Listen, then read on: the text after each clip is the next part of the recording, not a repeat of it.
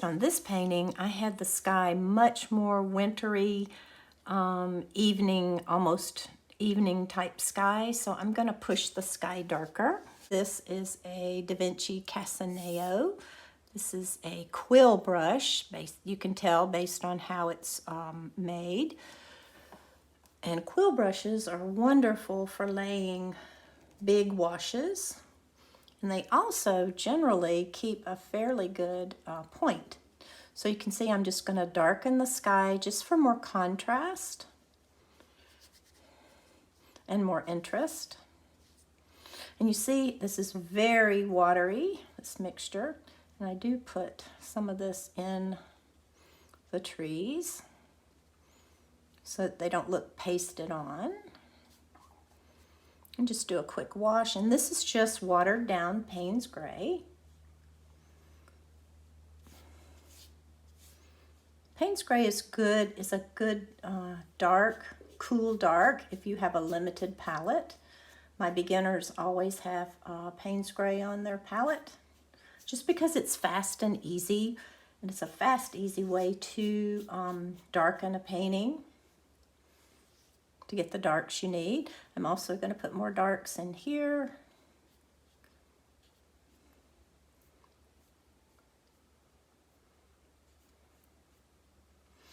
Okay, and along the baseboard, or what is this thing called? Running board, I think this is called. Right there. All right, we're going to let this settle out. I always paint my sky as upside down so that we don't, so that it runs evenly.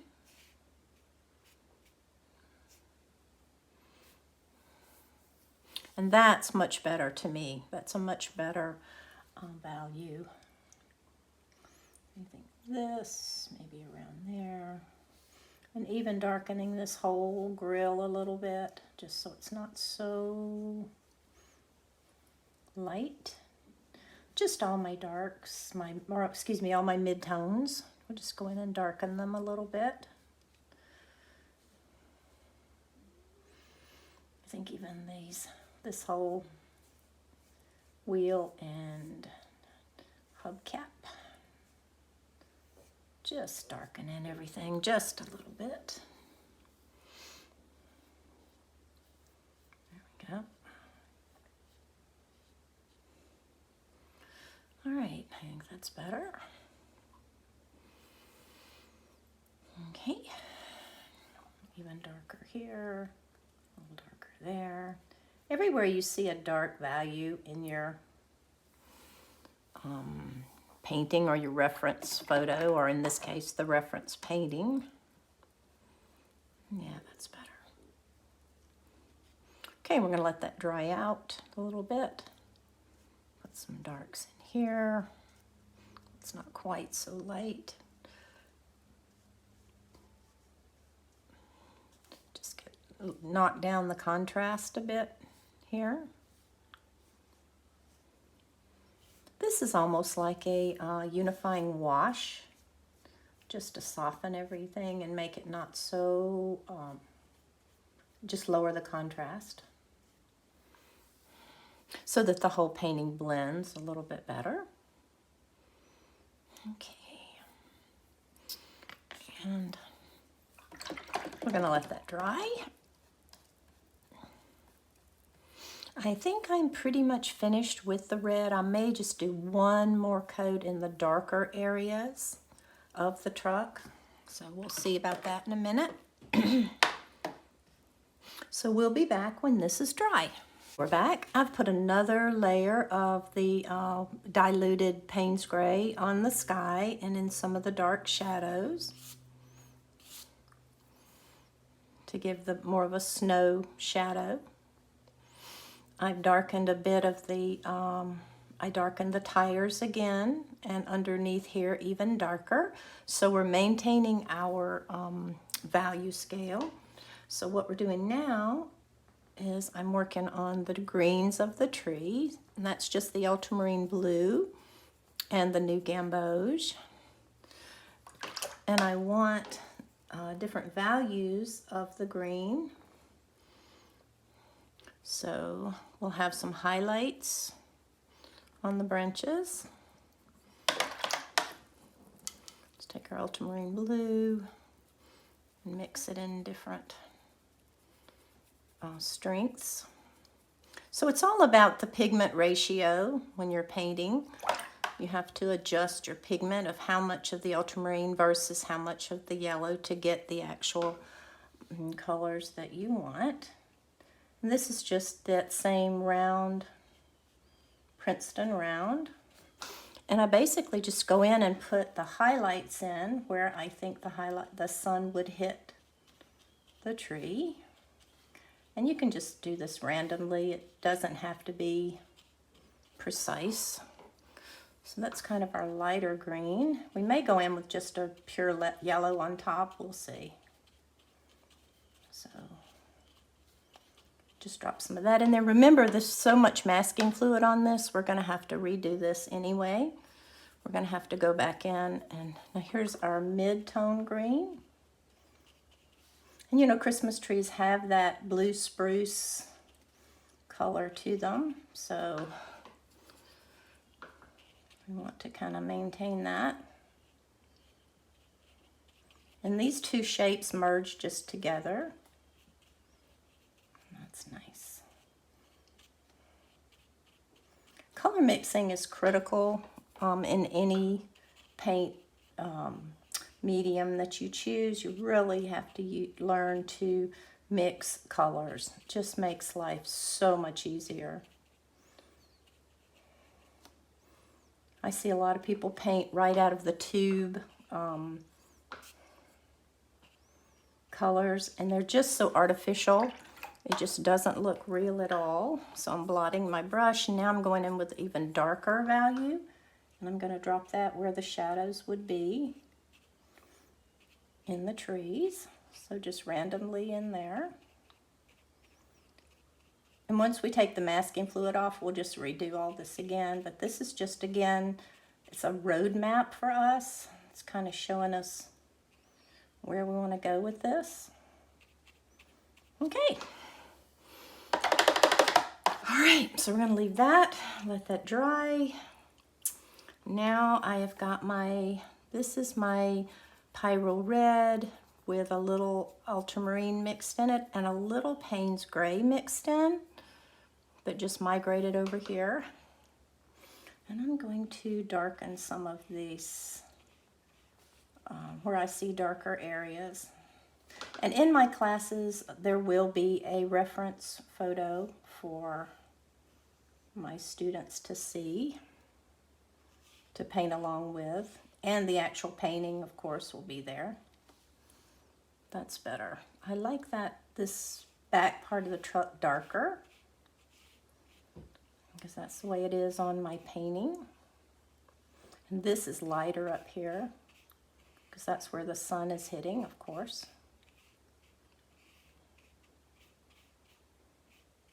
I usually paint with a larger brush than this. I usually use these mop brushes or quill brushes when I paint, because sometimes these fine brushes leave brush marks, which I don't care for. So, but if you're painting wet, you're fine. Yeah, I think I like that better.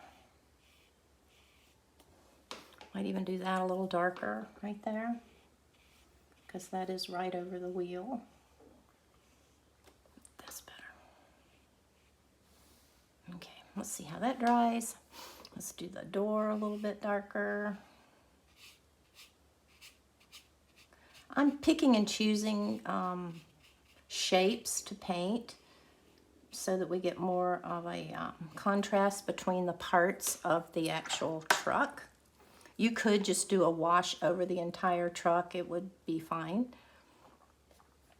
I'm going to use the pure red up here, because I want that really bright. And even if this bleeds a little bit, that's fine. Now that was a little wet, so you can just go in and mop that up.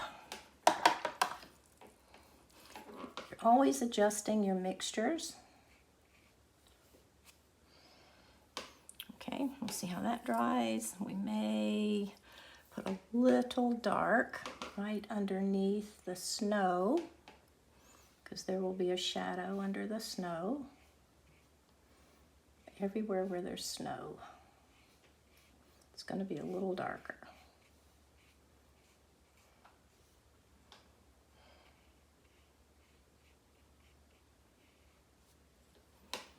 Okay, I like that better.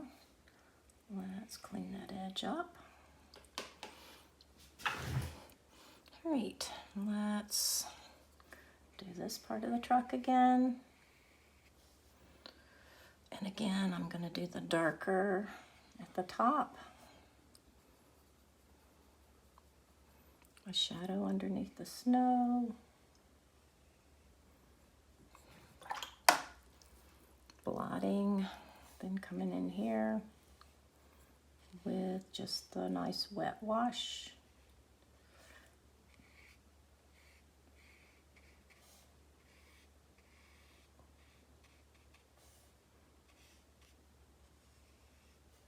Very light-handed brush.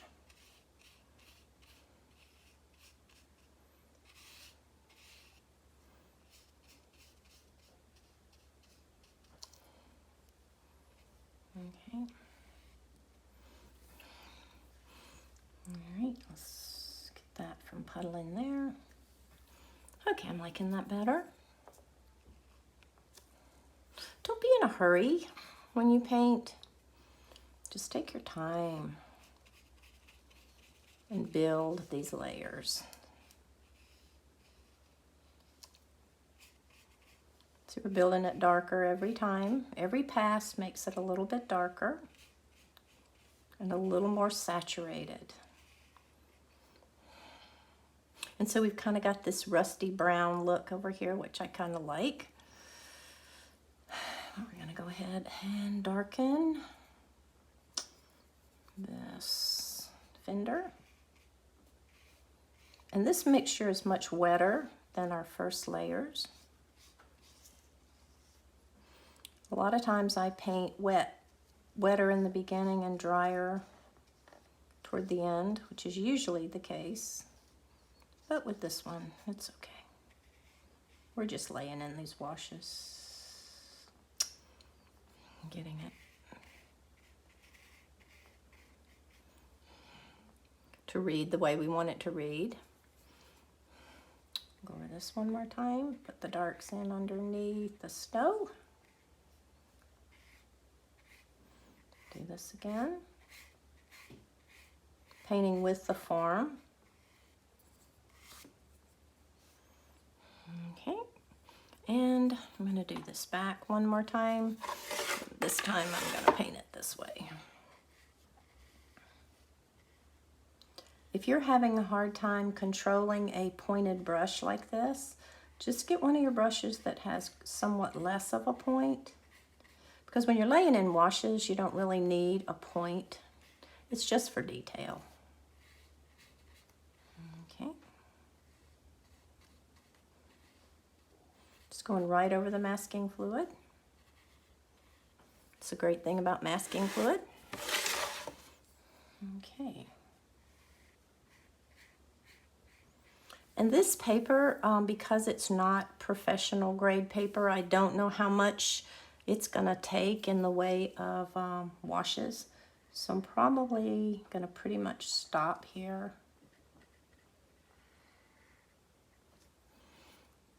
So that I don't get it too saturated, so that I don't get this paper too saturated.